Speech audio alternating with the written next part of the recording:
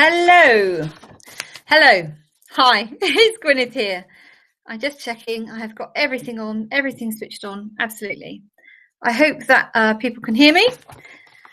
Just give me a yes. Brilliant. Okay. If somebody can't, okay. Just let me type. Okay. If somebody can't hear me, then there are enough of you who can hear me, so I'm just going to get on. So, how to say no. Welcome to this additional masterclass series. These 3 masterclasses I decided to put on in August because a lot of people seem to be on holiday, but a lot of people are still at work. And this is one of the things I absolutely do love doing the most is speaking to people like you about things that really matter at work. Doing my best to help you really look forward to going to work every morning and feeling great about yourself. Okay, so before we start in earnest, please do ensure that your telephone and your other programs are switched off. And I don't say this just because I want you to concentrate on what it is I'm talking about, but quite frequently the bandwidth can be affected, especially if you're watching on Wi-Fi, if you're watching on a phone, or if you're watching on a tablet. Excuse me, I've got something in my eye. If you're watching on a tablet, then it can affect the bandwidth. If you've got your email open, if you've got Skype open, if you've got social media constantly refreshing, all that stuff will affect your bandwidth, and it can affect the audio visual experience that you have. So please ensure that other stuff is turned off. You'll have to use the chat box to ask questions. You cannot talk to me. I can only talk to you, and I'll be saying it a couple of times as we go through, but everything I talk to you about today will be absolutely useless unless you decide to take action. I appreciate that some of the things I'm going to be telling you are going to require you to kind of get over yourself a little bit because you've been doing things in a certain way for a very long time. But I also know that there's no magic wand, and if you are prepared to take action yourself, that things can be very different for you. So, why are human beings so reluctant to say no? Well, blame your parents, blame your teachers. I always say that. I mean it half-heartedly. You know I do. Frequently, we want to fit in. We want to be liked by others. We want to be seen as a team player. We don't want to let others down. But most of all, we kid ourselves that if we are saying yes to everybody, if we are Mr. or Mrs., Superman, Superwoman, that we're just brilliant, and we kid ourselves that we're going to feel better about ourselves, and that potentially other people are really going to like us as well.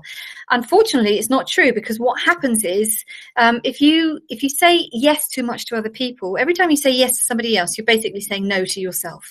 And when you do that on a frequent basis, especially in the workplace, you are going to run yourself down. And from an emotional intelligence perspective, every time you are repressing your personality, you're doing yourself damage. You are feeling negative about yourself, and that those negative chemicals, one of the chemicals is cortisol that you produce every time you feel that little go in your stomach, and it's damaging. It's really damaging. It's one of the first indications, when people are severely suffering from stress, from burnout, from depression, worse, having to go off on long-term sick leave, early disability.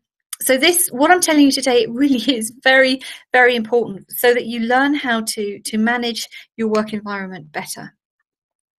So what we're going to be covering today is are 3 things. So first of all, we're going to be talking about setting your personal boundaries, so that you know where you are, where are your red lines, where are you prepared to kind of say, no, that's it, I've had enough. Using the word because. Now, other people make it very easy to influence you using the word because, and I'm going to show you how, so that you can throw it straight back at them. And also, I'm going to be talking briefly about how you can be assertive and courteous. And I stress and courteous because there are clearly, I've met people in my working career who said, well, that's just the way I am, take it or leave it. And well, that's fine, but it's not fine if you're working in a team. It's not fine if other people are depending on you and you are depending on other people. We don't have to be best friends with our colleagues, but there does have to be some level of professional courtesy if we want to work with each other. So if you have not yet been on one of my masterclasses, and there are a lot of people, over 400 people registered today, which is amazing. My name is Gwyneth, and I worked in international organizations for more than 20 years. I worked in the UN, I worked in the OSCE for 5-6 years in a couple of missions. I worked in smaller international organizations all over the Balkans, all over Europe, and I loved what I did. You know, I hated school. I went into these jobs, had no technical expertise. All I knew was I wanted to save the world, and I wanted to work with people from all over the world. And I did that for more than 20 years. But in 2011, when my contract was terminated, I said, right, that's enough. I was quite tired. And one of the reasons I decided to leave was that although when you're working in these international organizations, you'll understand this, that, you know you're helping somebody somewhere, but you don't always see the results of what it is that you do. And so after I'd spent quite a lot of my savings, one weekend I went to a coaching course in the UK with something called the Coaching Academy. And I'm like, that's it. That is what I want to do. And I realized that with that coaching diploma, I could actually continue my work with international organizations, because I love you people, but actually help people to understand what they're capable of, push the boundaries, get rid of those limiting beliefs, so that, as I said, to be the best version of yourself, to make sure that you're doing a job that you love with people that you love working with, because work-life balance, it's not work-life balance, it's all life, and there's no reason why you should spend 8 hours of your day being absolutely miserable. So that is what I do in between times. I've written a few books as well. We may have met already on a workshop. I've been all over the world with my workshops that I provide, specifically aimed at people in international organizations such as yourselves, mostly through Fixer, through staff associations, for which I'm very grateful. And these webinars, these online masterclasses are a way of me also saying thank you. I'm not paid for them. I write to Fixer, I say, I'm going to be doing these online masterclasses. Is this something that would interest your members? They send out the links, and it really works. And I just really enjoy doing it. And it means that for 3 lunchtimes in August, you've got something a bit different to do as well. So I established my company in 2013. And as I said, since then, I have been working with people such as yourself. I go to the Vienna International Centre on a Friday morning for 3 hours to give people a little bit of insight into helping them clarify what it is that they want to do with their career. So where are we? Here we are. Yes, I've written again on this slide. Please remember that what I'm going to share with you requires you to take action. I'm not suggesting for one moment that you go into work tomorrow or after the weekend or whatever and say no to everybody you see, because that would send them into a state of shock, and potentially you could be damaging your working relationships. What I'm showing you are some really easy ways to manage your workload, to be able to tell people no in a diplomatic and a courteous manner, but it requires practice. So everything I'm giving you, try talking to the wall, talk to your telephone, talk to your laptop, talk to your dog, your cat, whatever it is, but practice talking, because the more you say the words, the more used you'll get to doing it, so that by the time you do actually say it at work, it won't feel jarring. It will feel completely natural when you say it, and you'll be surprised and proud of yourself that you've actually said something different. Saying no is all about reclaiming your power and your authority over you. We give away so much power to other people. We give away our authority to other people and end up just being miserable. And you know what? Saying no to somebody, it's not being rude, it's not being selfish, and it is not being unkind. You're looking after yourself first and foremost. And I'm going to explain in a minute why that is so important for you to do.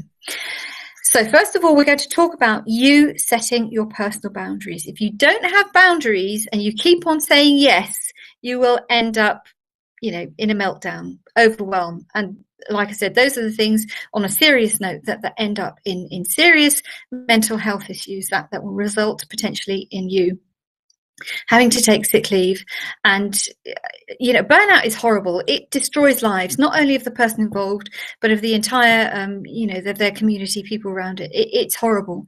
And so setting personal boundaries is a very, very important step in learning how to say no. Now, I want to give you a little bit of a history lesson about the United Nations. And this is my opinion. These are my thoughts, having worked in the system for 20 years and done a lot of research as well. And like I said, still working with these organizations on a regular basis. So this is a very general picture of the UN hierarchy. You've got the Secretary General at the top, and then you've got senior managers, middle managers, team leaders, and kind of everybody else. Now, back in 1945, 1946, when the UN Charter was being put together, actually even go a bit before that, there was Dale Carnegie, a Scotsman who went to the US, who spent a huge amount of money on his Palace of Peace and trying to create a League of Nations to actually prevent the Second World War.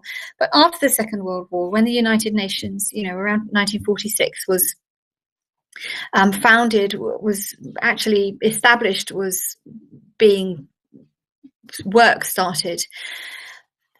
Socially, we were a planet full of humans who wanted security, who wanted stability, who wanted peace.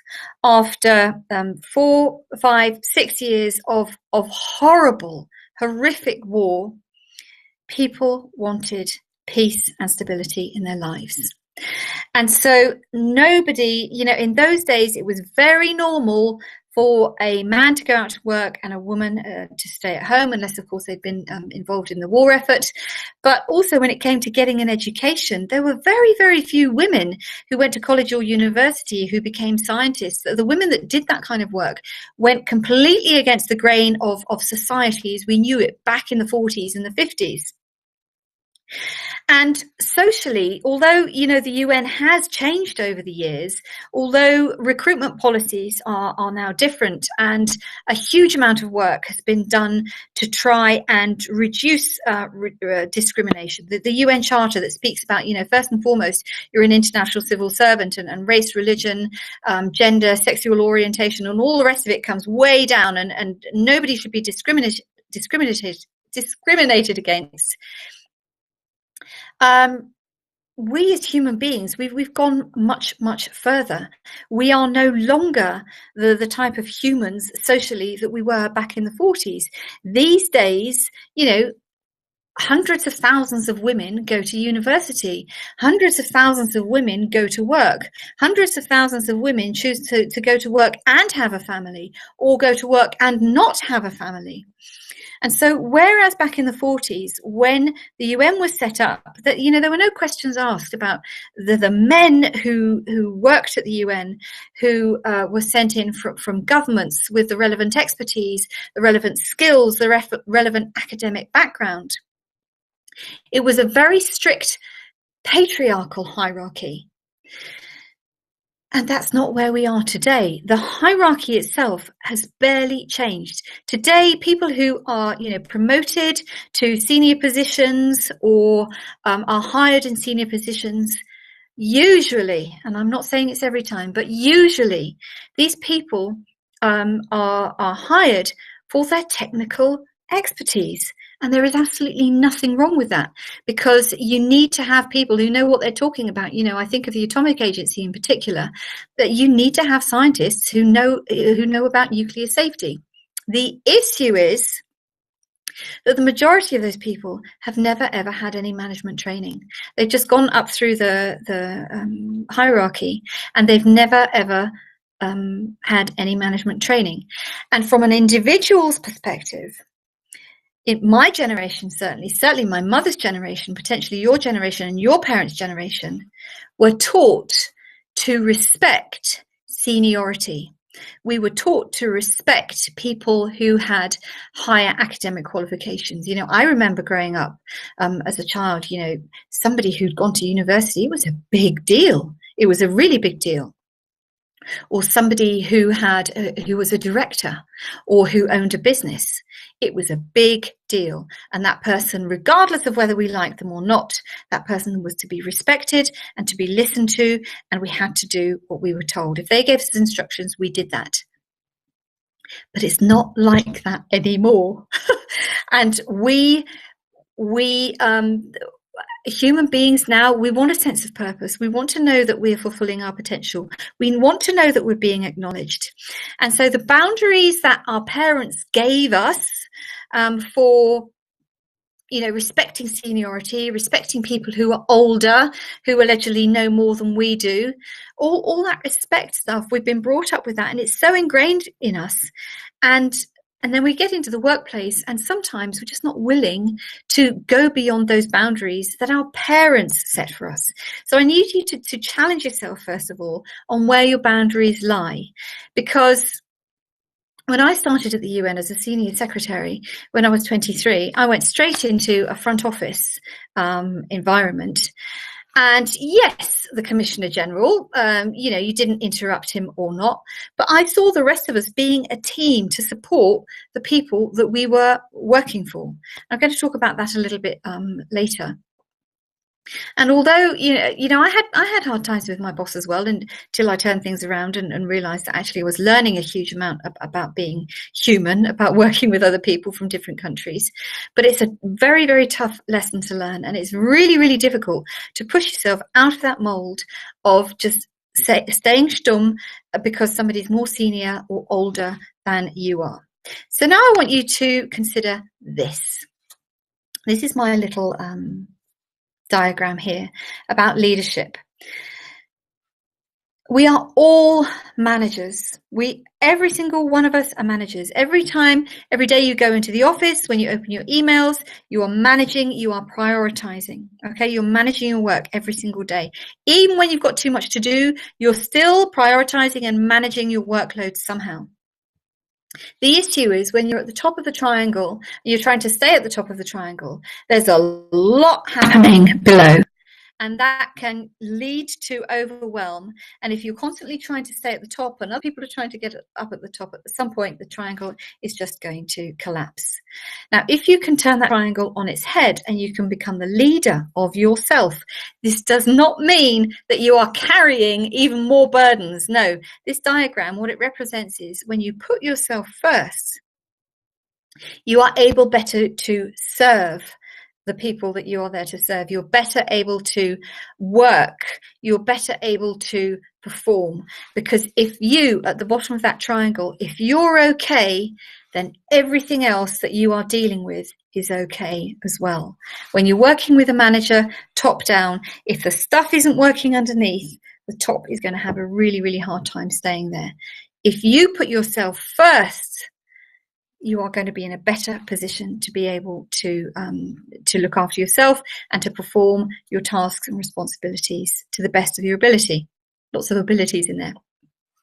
So that's what so when I'm talking about boundaries, that's really, really what I'm talking about is you deciding now, today, where your boundaries are, how long you're going to stay at work each day, how many new projects you can take each day, what is acceptable as professional behaviour, what is not acceptable. Because the other issue is that even though you've got the UN Charter, institutionally, socially, the UN has not moved to update those values. If I go into a workshop and I ask people to define trust or integrity for me, you can bet your bottom dollar that I will get 10 different definitions of those values. And so whilst it's important to, the UN Office of Ethics it includes a lot about professional behaviour, culturally, everybody has a different understanding. And this is another reason why you need to set your own boundaries first, but also learn to allow others to have their boundaries. So, evaluate your working relationships. As I said, traditionally, it's difficult to say no because we've all been brought up to respect seniority and people who are older than us and somebody who's a higher pay grade than us. It's not our place to challenge them or to say no to them, but they are human beings as well. You need to understand your role. It doesn't matter what pay grade you're at. Your role is as important as anybody else that you work with. And if you don't believe me, flip it around and ask yourself, what would happen if you didn't do your job? And if you say to me, oh, but it doesn't matter because everybody's replaceable. Okay, just imagine that if nobody did the job, what would happen to the section, to the unit, to the work that your team is doing? It would probably fall to pieces. So I want you to understand that your relationship with other people in your team has nothing to do with seniority or who's the boss or who says what or who to say no to. It has to do with your working relationships on a human level. Now, clearly, I can't go into all the details here, but they're human beings as well. That's not to say that you can just say no to your boss. I mean, if you say no to boss, we still need hierarchy in the UN because there has to be a delegation of tasks. There has to be accountability. You know, it's governments paying millions of dollars into the UN system every year that pay then your salaries. And there is always going to be political influence. So there has to be information sharing, and people have to be responsible for doing that. Can you imagine? If there was just a flat management and you were doing your work and you phoned up your local government, oh, by the way, we were doing this and this today, you know, that doesn't work. So the hierarchy in the UN system, it has to stay. There has to be guidance. There has to be clarity of information. There has to be accountability for donor funds, any monies coming into the UN system. But it doesn't mean that somebody at a more senior grade or even a lesser grade doesn't give you the right to talk to subordinates, you know, and I'm talking now about drivers or potentially cleaning ladies. Usually they work extremely hard, and everybody has a role to play. So understand your role, acknowledge your contribution to the team, and prioritize your work first. And when I talk about your work first, I'm talking, if you are a supervisor, I'm talking about prioritizing your work. And if you're a subordinate with a supervisor, I'm talking about prioritizing the tasks and the responsibilities that you have been given by your line manager, by your supervisor. And remember this sentence. When I send out the replay, I'll also send you a copy of the slides. Although in the 40s, status and social standing played a huge role into the UN in the UN structures, these days, status and social standing no longer have a place or relevance in any organizational hierarchy. The hierarchy is there for accountability, for work plans, for sharing of information. It is not there because somebody is allowed to have power over you. Hope we've got that straight. Okay, big statement. So if you carry on doing what you're doing, you're going to get what you've always got. If you continue to put other people's needs first all the time, the result will be that you feel resentful towards them and you won't like yourself much either. So even if you sit there saying, yes, of course I can do that extra thing. Like I said, that cortisol is going to be pumping in your brain, your stomach or wherever is going to be churning. And in the long run, you are going to damage yourself. It's a lose-lose situation, because if you then get grumpy about doing your work, you're not going to be a nice person to work with for your boss either, or the rest of your team. So please consider that. You know, we would talk about saying no, but it is up to you to actually take action on this. So making things easy using the word because. Now, if you're interested in how we influence people, then I would highly recommend you go and find yourself this book, Influence by Robert Cialdini. And on the next slide, I've got his name, so don't worry about writing it down. A fascinating book about how we allow ourselves to be influenced by other people. It talks about, you know, charity people. You know, if you ever had one of those telephone calls where somebody phones you up and says, is the safety and security of your family and home important to you? Well, of course it is. That's great to know. Today we've got fire extinguishers on offer, you know, and they've got you because you've already said yes. And then you say, well, I don't want a fire extinguisher, but I thought you just said that the safety and security of your family was important. So this influence thing is absolutely fascinating. There's some great stories in there about parents as well, how retailers really get parents to spend way too much money on Christmas presents. because all of a sudden before Christmas, the toys aren't available anymore. So the parents go out, they feel so desperate, so guilty that they didn't get the toy when it was available. They buy something else. And then after Christmas, all of a sudden the toys are available and the parents go out and buy it again. And they've just spent double the money that they had planned to. Anyway, a fabulous book if you're interested in learning about the science and practice of influence. And one of the things that Cialdini studied together with a chap called Langham was the use of the word because. And I want you to be wary from now on how people use the word because, how easy it is to influence you.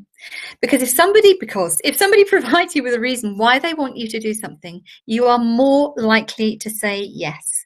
If there's a justification, you're more likely to say yes. For example, and this is an example actually from the book, right at the beginning of the book, and I've changed the wording a little bit to make it easier to understand here in this context.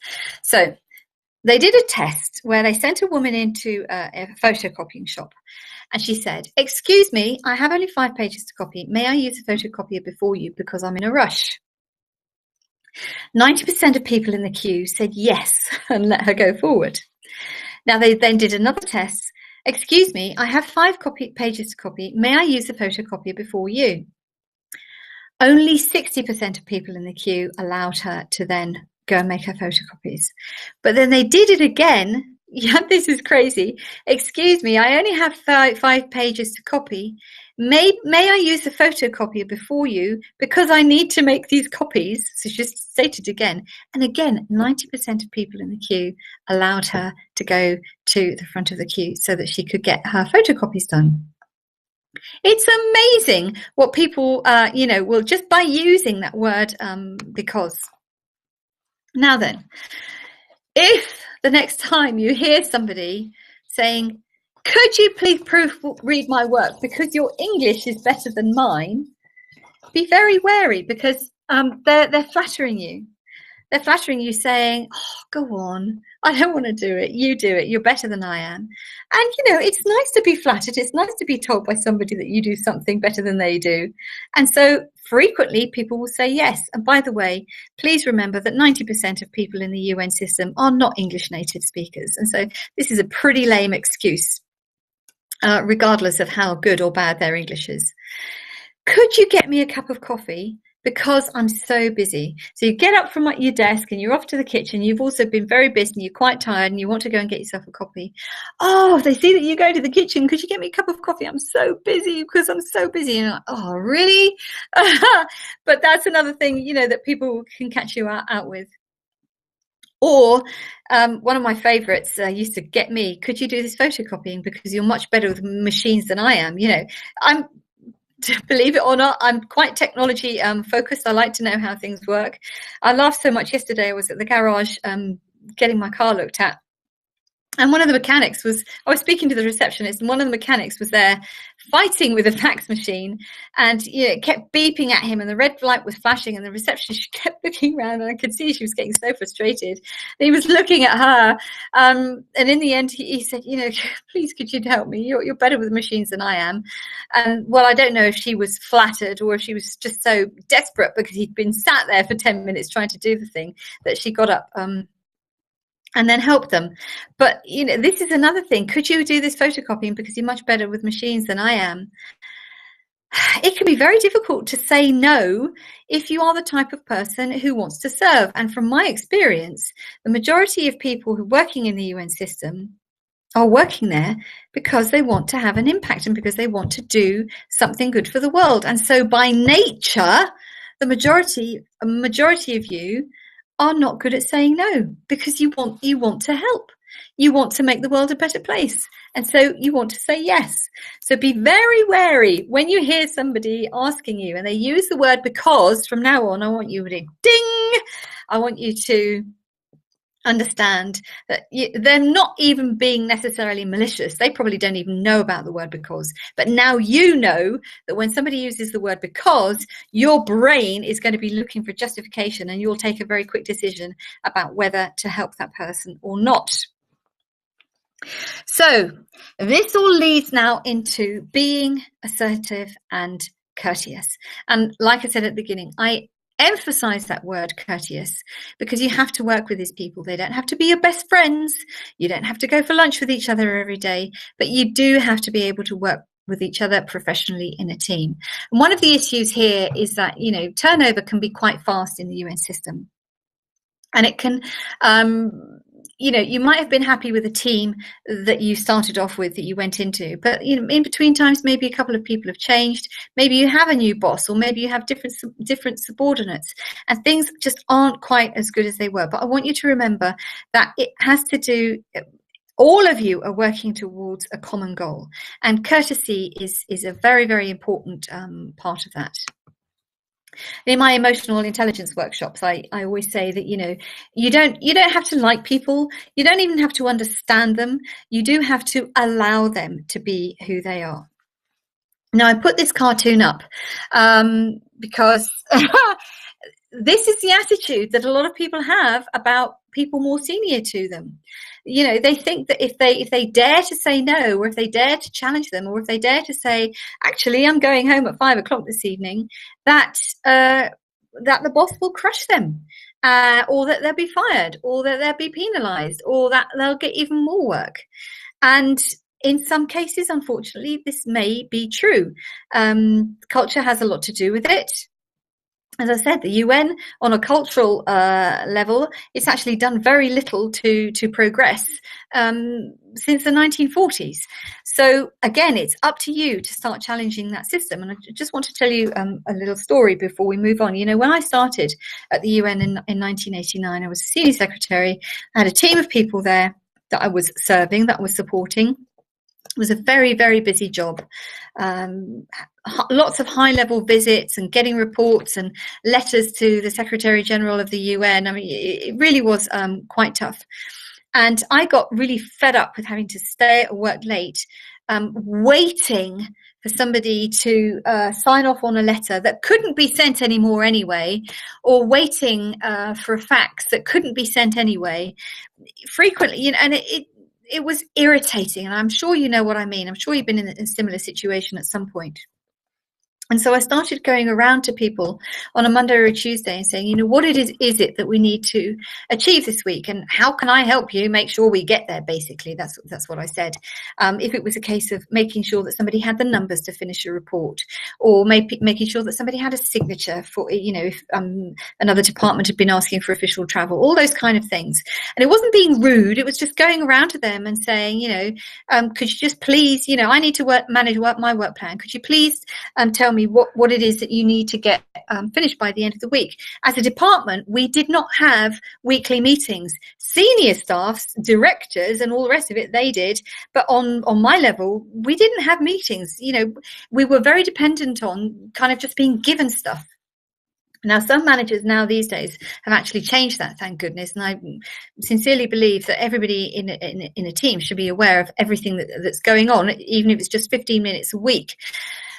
But even if you could just start, going around to your colleagues and saying what needs to be done, but tell it to them from the perspective that you want to do your job brilliantly. You want to, you want to understand. It's not you encroaching on or trying to push their boundaries. It's about you doing better. And eventually, we did get rid of the Friday afternoon syndrome. Of course, there were still emergencies. 1991, the first Iraq war. We were sleeping on camp beds. But if there's an emergency, then fair enough. But there is no reason at all for you to be sitting in your office past 5 o'clock, past 5:30, if that's when you're supposed to be going home, just because your manager or somebody else hasn't been able to get their act together. Now, I'm going to be talking about this in a lot more detail on the 21st of August for the online masterclass, Managing Upwards and Sideways, because saying no is just a tiny part of this, and clearly there's a lot more to be said about how to manage the people that you are working with. Okay, so I'm seeing some questions coming. So although team members and line managers come and go, it's your choice to be working where you are and your responsibility to set your boundaries. And going back to those boundaries again, what are your boundaries? What is professional behavior in your opinion? What are the lines that you don't want people to cross? At what point are you going to be willing to actually say thanks, but no thanks? You really have to set those boundaries when you come in. Now, to another person in your team, this is a very simple sentence that you can adapt to anything. I'd love to help you, and right now I'm working on something else. I'll let you know when I have time, because I will probably need the rest of the day to finish this. So you're not saying directly no, but you are telling the other person that you're actually focusing on something else, and it's going to take you for the rest of the day. You've put the ball back in their court. If it's really urgent, they're either going to have to do it themselves, or they're going to have to go and find somebody else to help them. Now, no, if it's your supervisor, I've got another sentence for your supervisor, and we'll look at that in a minute. I'm talking about people within the team. These are not line managers. These are people, your peers, your people that you're working with. I'd love to help you. I'm working on something. Give them a deadline. Okay, about the photocopier, the answer could be I'm also in a rush. If they say I'm also in a rush, it depends on who's telling you. If it's your boss telling you, I need these papers now because I'm going into a meeting, well, okay, you've learned two things. You've learned that so first of all, okay, you're going to have to leave your desk, but B, the next time they've got a meeting in their diary, then at the beginning of the day you need to say to them, have you got any photocopying that needs doing? Again, it helps you to plan and manage your day a little better. If it's not a supervisor, you are perfectly within your parameters, within your boundaries to say, I'd love to help you. Right now I'm working on something else that is urgent, or the deadline is, that I have to have finished in the next 30 minutes. I could potentially help you then if you want me to. Again, if it's really, really urgent, they'll go and find somebody else. Unless they should be doing it themselves anyway, who knows? But there is a way around it. You're rude, but as a leader, you need to be polite. Yes, you do. But as we all know, that actually has nothing to do with, again, with seniority or pay grade. Everybody should behave professionally. There is absolutely no need. There is no call for anybody to be rude ever at work. Okay. How do you deal with people managers, people who can't take no for an answer? We're going to look at that in a minute. Yeah. Okay, yeah, so a few Fridays ago, had to stay until 10 o'clock due to others not respecting deadlines, no emergency, exactly. But don't hope that other people are suddenly going to change. It does take discipline, but even if they're a little bit surprised when you ask them, I promise you that in the long run, they're not going to change overnight, not at all. And you can't change overnight either. But if you do start this, you're just asking, what deadlines do we have to meet this week? So not only are you helping yourself, but you're actually also helping your colleagues to focus more on how they are managing their time so that everything goes well. Okay, right. So let's look at the boss sentence now. To a supervisor, if you've got a pile of stuff on your desk and they come in and they give you this more work, a really great way of saying, or postponing the no, rather, is to say, I'll be happy to do that. And because I already have these other tasks, could you please tell me how you would like me to prioritize them? Now, using that word and, I should have said it before, using and instead of but can also make a very, very big difference to the energy of how your response is accepted or heard. If you say, I'll be happy to do that, some people will already be waiting for the buts. Don't say but. It's simple. Surprise them and say and because I already have these other tasks, could you please tell me how you would like me to prioritize them? There is absolutely nothing wrong if you've been given a stack of deadlines, a stack of stuff, and you've got your work plan, and all of a sudden something else comes in. You have to be able to say, could you just give me a couple of minutes guidance on what is most important, what's urgent? Or you can say to them, yep, okay, I'll be happy to do that. I can't get this to you by tomorrow because clearly I've got all this other stuff, but I could have it completed by Friday. That also tells them that you've prioritized, you've done your work, but you've got other deadlines, at which point they could potentially also turn around to you and say, okay, no, I understand. Okay, no, we need to change the deadlines. And then they talk about the deadlines with you. But it's really, really important to not just take on another thing just because they're giving it to you. Okay, so is there a shorter way to address the boss? My boss hears only, I will be happy to do that, and the folder is in my hands. Switch the sentence around. Okay, I'm working on this and I've got these other things to do. I'll be happy to do that, but could you please give me some guidance on how to prioritize these things? And again, be specific. Know what your deadlines are. Every time you get a task, don't just take it on. Begin asking for deadlines. By when do you need this? You know, I'm not saying I'm not going to do it, but by when do you need this? Because I've got a lot of other stuff on and I need to be able to manage my work so I get everything done properly so that I can perform, you know, so that I can give and do what it is I'm supposed to be doing. Okay. What if the boss doesn't make it clear which is the priority? I see this sentence a little bit confusing. Supervisor may understand that staff don't know how to prioritize work. Okay. It depends on what your attitude is towards asking for guidance. If you're unsure, if you're not happy with saying, could you please tell me what I need to first, or could you please help me with the priorities here? One thing you could do is to paraphrase back to them, is to say, right, okay, so now you've given me this thing to do and the deadline is such and such, and I've also got this deadline and I've also got this deadline. Have I understood you correctly? Okay, and then you're not saying help me prioritize, you're telling them indirectly you have already prioritized and you're just checking that your understanding and their understanding is the same. So find paraphrasing back saying, yeah, you know, I've got this deadline and that deadline. It's another reason to get really, really specific about deadlines every time somebody gives you a job. Okay. If the assigned task is not related to your specific duties, but is supposed to be one of the duties of the supervisor, the same person who's requesting this task, how can I say in a polite way? That's really tough. That's really tough because this is something I hear quite frequently. So I think it's in this specific, you know, if it's your boss asking you to do something that your boss is supposed to be doing, they probably have a reason for asking you. One would hope that it's not that they're just about to go on a long lunch break and they just haven't got time.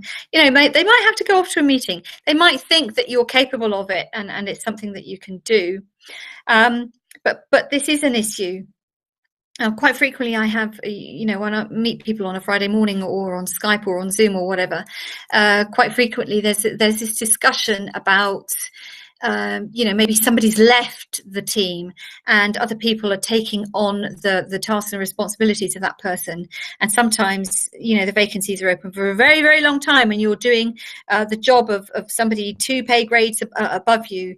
You might have been doing it for 6 months or a year, or even longer, and it can get very tricky. My suggestion to you would be to say something along the lines of,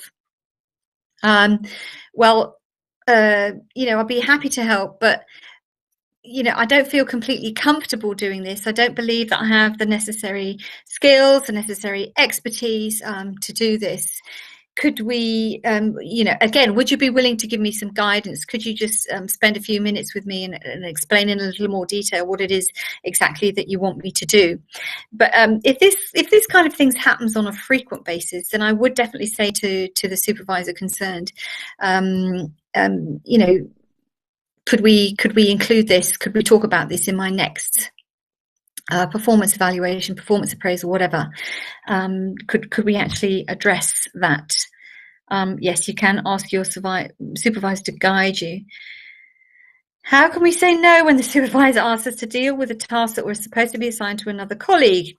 Sometimes as supervisors are more confident with you or they think they can rely on you and not the other person, they tend to overload you. Yes, this is also a very, very common occurrence. And this, again, it's down to the recruitment system. One of the problems is that job vacancy notices are so generic that it can be quite difficult for the hiring manager to actually assess the skills of the person. It's not about whether they can do it, it's how they can do it. And because everybody's different, supervisors have a specific idea about how specific tasks should be done. And if a new colleague, or if a colleague comes into the team, into the department, and they do it differently than the supervisor wants to have it done, but they know that you do it in the way they like it done, then you end up with the work.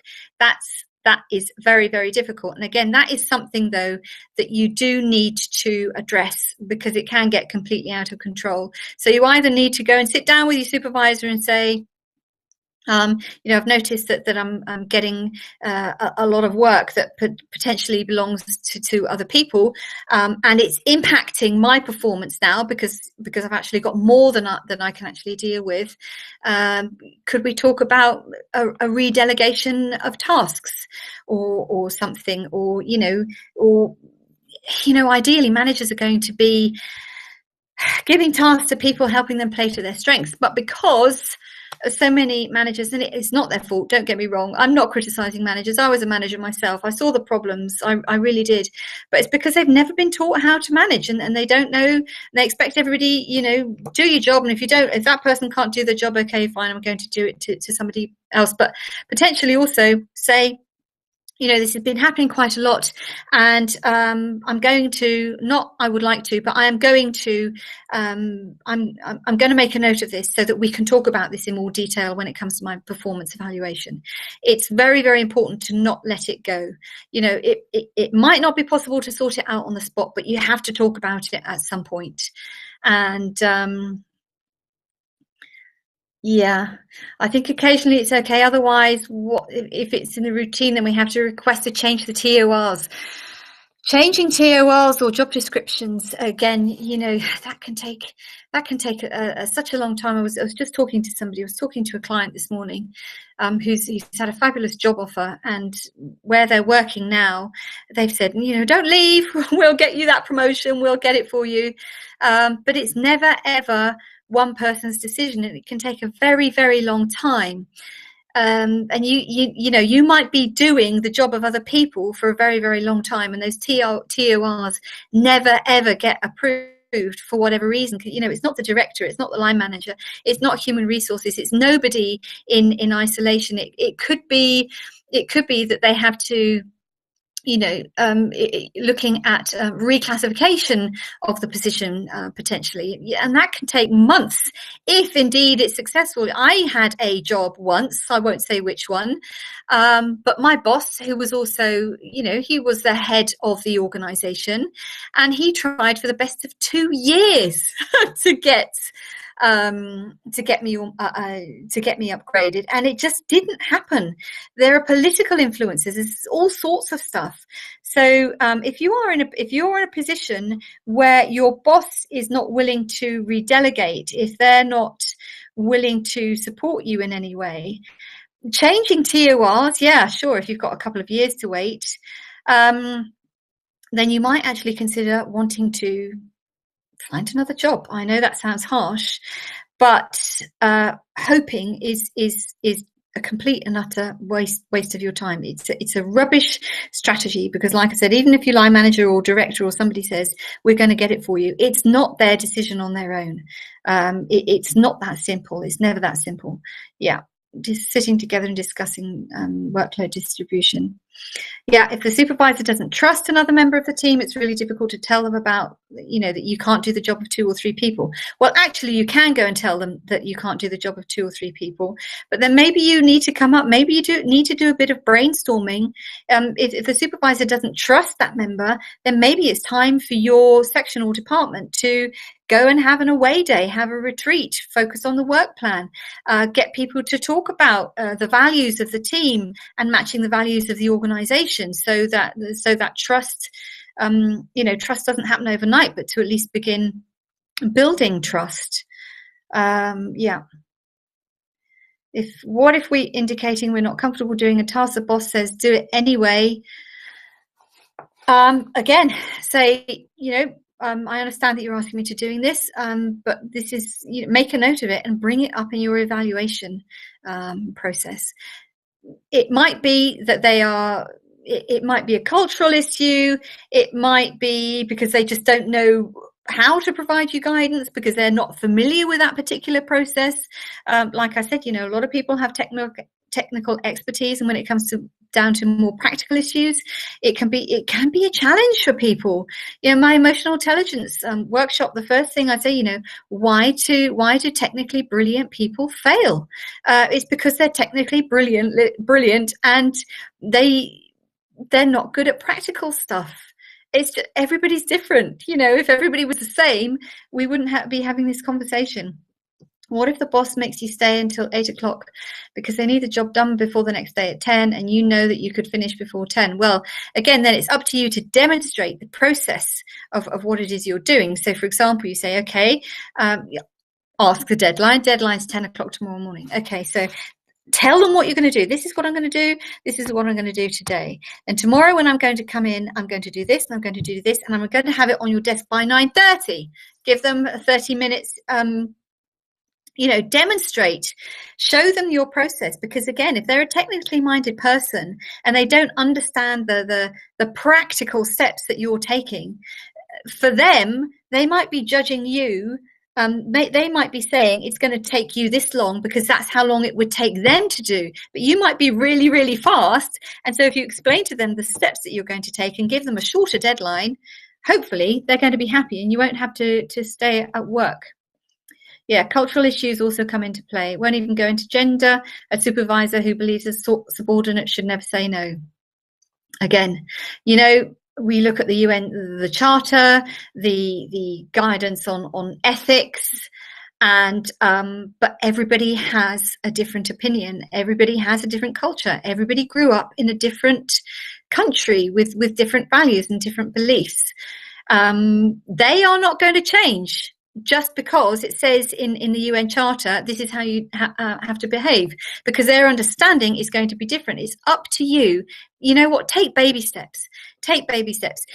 I understand that you're asking me to do this, but challenge them. Could you please help me? Could you please give me some guidance on how to do this? Tell them all the deadlines you have. You are not a machine. You're a human being. Remember that they are not machines either. They are human beings. Frequently, I see what happening is that the people above, regardless of where they are in the organization, there's always somebody else pushing down on them. You've got to do this. You've got to do this. I don't care how you get it done. I don't care about your team. Just get the job done. And then the person who's telling you to just get it done, they've got this huge weight on their shoulders and they just don't know how to deal with it. Again, it comes down to being able to work with people and having some training around management. Some bosses think that if you leave on time, you're not doing your work. They appreciate you if you leave late and you're a good and hardworking staff. Otherwise, you're not working well. Again, it comes down to starting to manage them, manage their expectations. And we're going to go into that in a lot more detail on the 21st of August when I talk about managing upwards and sideways. Exactly. If you can, if you can organize your work better, you'll be able to cope with your private life better. Yeah, because that's the other thing. Make no mistake, if you're stressed at work, you're taking that stress home with you every evening as well. It's bad time management. I've tried the second option, showing them how to do. Okay. So there are a couple of things here. So it'll only take you 5 minutes. I've got another client, and this drives them absolutely bonkers. They're very, very clever. They're very, very good at what they do, and then therefore people come to them and say, "Oh, it'll only take you 5 minutes. Why don't can you help me?" And then you need to say, unfortunately, now isn't a good time for me because, and then tell them you're working on something and what your deadline is. When you tell somebody what you're working on and what your deadline is, they are not going to, unless they're absolutely desperate, or if it is your boss, they're not going to ask you to stop what you're doing just to help them for 5 minutes, because you told them, you're not having a cup of coffee, you're not messing about, you're not playing whatever on Facebook or whatever. You're working. Unfortunately, now isn't a good time for me because I'm working on this and I have a deadline to reach. Okay, end of story. You can do it better than I can. Now, I understand I understand that it takes time out of your day. Some people would rather rely on your assistance than doing it for them. Showing them how to do training, taking time, then they forget everything, and then it all starts. I understand that. I really do. Sometimes it will just be a case of saying, let's set some time aside so that I can show you how to do it. If it's happening on a regular basis, then maybe you need to go and speak to your manager. If it's something that lots of people are asking you to do, then maybe you go and say to your manager, I'm frequently getting requests. It's taking me away from my work. I'm losing my focus on a fairly frequent basis. Could we please organize an hour or 2 hours where everybody sits together and I show them how I do the work I do? So that's one option. Another thing I did that I don't think people do anymore, but something that I did when I started the UN in 1989, because there were crises all of the time, was every day I used to write down everything I did. I used to write down the processes that I was doing. So of course I have my job description, but I would write down, if a travel authorization form had to be signed, I'd write down the steps that I used to take, or coordinating input for the annual report, I'd write down the steps I was taking, or and getting the numbers from budget to put into our departmental budget, I used to write down the process. And I ended up with quite a handbook, because what it basically came down to, we are all replaceable. But the other thing is, if I got run over by a bus one day, then I knew so much about my job. And because I was working on my own, so many other people did not know about my job. It would have been really, really difficult for somebody to carry on. So that's something you can also consider. Yes, I know it takes a little bit more time, but in the long run, it can be very, very useful if you are able to put down everything that you do in easy to follow steps. So like for today, I've given you 1, 2, 3 points to follow, and then I'm going into a bit of detail on each. If you can actually get that into writing and produce a handbook that goes with your job, then also you're in a position to say, there you are, off you go, see you later. I know, yes, that takes an additional time, but it does work. It really does work in the long run. And if people, I always say, if people are asking you similar questions on a frequent basis, there is a very strong indication that some sort of training needs to take place.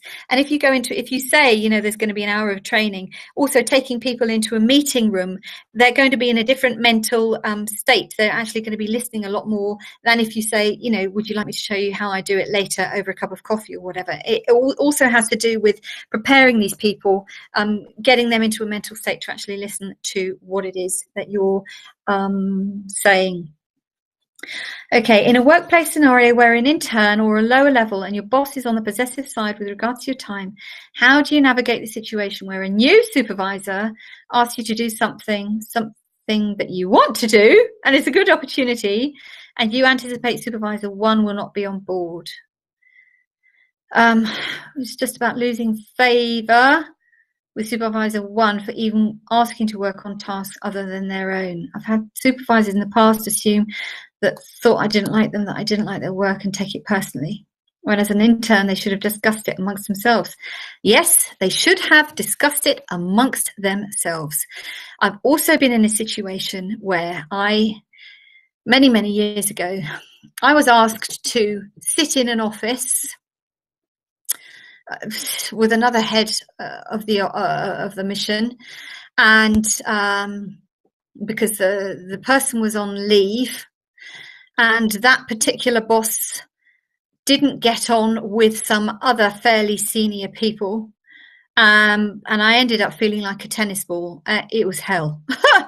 It was great that the one boss thought that that they wanted me to do the work, and they actually ended up then creating a position for me, because it just wasn't working. It was a big breakdown in communications, but it is very, very difficult. And again, if you're an intern, then you're not going to be an intern forever, and you will learn from the situation, and you can learn to manage that differently. I know this sounds harsh, but that's not your problem. You have to in that case, you have to detach yourself emotionally from there and focus on doing the work. If your job description says that you have 2 supervisors, you have 2 supervisors. It's as simple as that. If the second person isn't a supervisor, that's a completely different kettle of fish. Then you need to be able to say to them, I'd love to be able to do this. You know how much I appreciate learning new skills. But clearly, there's a chain of command here, and could you please just check with the head before I start? It's not up to you to check with the head. It's up to the person asking you to do the work. Okay, that is between them. So in that case, yes, it's difficult, but like I said, as an intern, you're not going to be there forever, and big lesson learned there for you. I hope that helps. Okay. We're almost there. It's only by saying no that you really can concentrate on the things that are really, really important. Every time somebody comes to you and disturbs you, it's going to take you, there's science on this as well that says it's going to take you at least another 10 minutes to get back in. So if somebody says it'll only take you 5 minutes, actually it's taking you the 2 minutes that they've just disturbed you. It's going to take you the 5 minutes that they expect you to do the job. So that's 7. And it's going to take you another 10 minutes to get focused back onto your work. So that's 17 minutes they've actually stolen from your time. Okay, I don't think there are any more questions as far as I can see. We've just gone a little bit over time. So, choose a job that you love and you'll never have to work a day in your life. There's a lot to be said for this, but it begins with you. It's all about your attitude and how you go in there. And like I said, hoping is a rubbish strategy. Do not expect other people to work to change, or don't expect their understanding of the rules and your job description to be the same as yours. That sentence on the job description that says may undertake other duties as assigned. Some people take that a little bit too literally. It's up to you to start making the changes. Don't go all in guns blazing tomorrow or Monday or whenever, but practice taking the sentences that I've shared with you today, adapt them to your own kind of language, even make a note of the kind of situations that you find yourself in on a frequent basis, and then decide how you are going to actually address it. It's not about so much saying no. It's not about being rude. It's not about being selfish. It's not about being unkind. It's about setting your boundaries so that you can perform to the best of your ability, so that you continue to make the contribution to the team, regardless of your pay grade, regardless of your seniority, so that you're making the contribution to your team, to the work of your organization that you actually signed up to do. There's nothing more important that you could do. And on that note, there's only one more thing for me to say, and that is to stay fabulous. I very much look forward to seeing you on either of the next masterclasses.